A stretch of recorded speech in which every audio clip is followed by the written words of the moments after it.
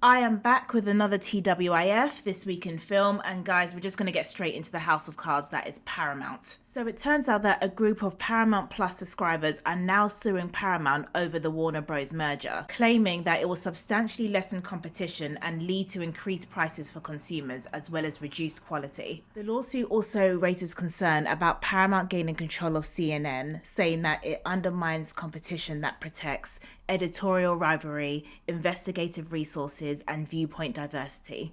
The Paramount subscribers actually argue that the ownership of CNN was treated as a matter of political leverage, and therefore shows that the sale was driven by political considerations and secretive, shrewd negotiations over a major news outlet. There have already been several acts of opposition against this merger that we've talked about in my previous videos, from industry heads like Michael O'Leary, the CEO of Cinema United, to the now 4,000 plus Hollywood figures who have signed a petition opposing this deal. This particular lawsuit adds to the list of oppositions and is now the first legal push to halt the deal. And the fact that it's coming from Paramount's own subscriber base should be even more worrying for Paramount. It really emphasizes the voices out there that can see beyond the smoke and mirrors of this deal, where the cons of the merger seem to outweigh the pros. As an outcome to the shareholder meeting that happened on the 23rd of April, Warner Bros. Gave Paramount the green light to their $111 billion deal. So it seems like whenever Paramount are taking one step forward, there's always something that drags them two steps back. I'm not sure how much of a shift this lawsuit is going to make on this deal, but it shows that even Paramount's own paying audience are not looking favorably upon this deal. And what's happening next may be even more controversial. NATO have been holding secret private meetings with film and TV screenwriters, producers, and directors across Europe and the US, prompting accusations of using the arts to spread propaganda. With 3 meetings completed so far, NATO are scheduled to have their next meeting in London,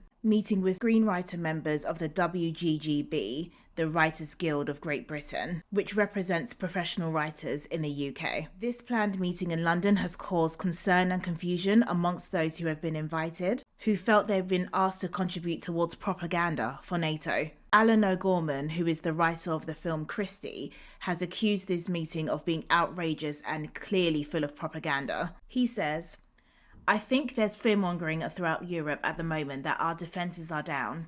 I see it in an Irish context where there's been a push through some of the media and government to present NATO in a positive light and align ourselves more closely with them.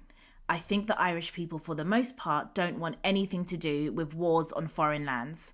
Alan O'Gorman says that other screenwriters that were invited to the meeting were pretty offended that art will be used in a way to support war and felt used to contribute towards propaganda for NATO. In my view, I can't help but see this as an opportunity for NATO to spread propaganda either, because why would they need to initiate meetings with film and TV makers if it's not to benefit themselves in various media forms? It would be understandable if filmmakers were creating movies about NATO or were going to include NATO, and therefore they were initiating meetings to get intel on how they actually operate, just so they can, have more accurate depictions in the film. But that would be the filmmakers initiating the meetings.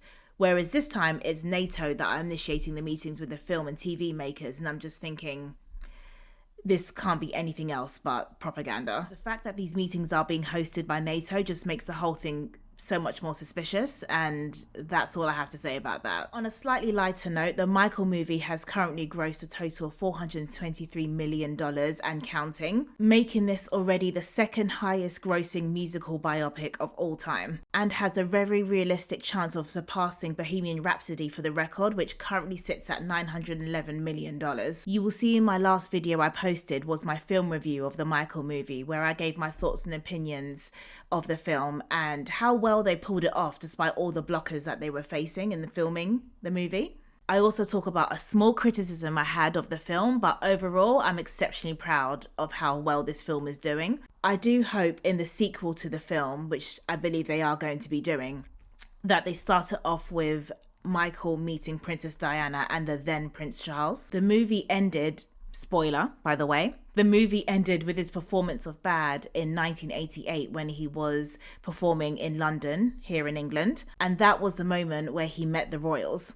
I personally think they should get the cast of The Crown to act their specific roles at this point in Michael's life. It just makes so much sense. Like, if you're going to depict the royals in this film, like, get the cast of The Crown, because I absolutely love The Crown and I've never seen casting like The Crown. The people they got to act as the royals were brilliant, and I just think they would serve so well in the movie. I would absolutely love it. Honestly, if Antoine Fuqua, if you are watching this video right now, please consider it. Please consider it. It's unlikely he's watching this, but if he is, and if you are, Antoine, consider it. That's all I have for TWIF this week in film. How do you think Paramount will respond to their subscribers suing them for this merger? Do you think NATO are trying to plan some propaganda in film and TV? And have you and will you watch the Michael movie? Let me know and I'll respond to you in the comments.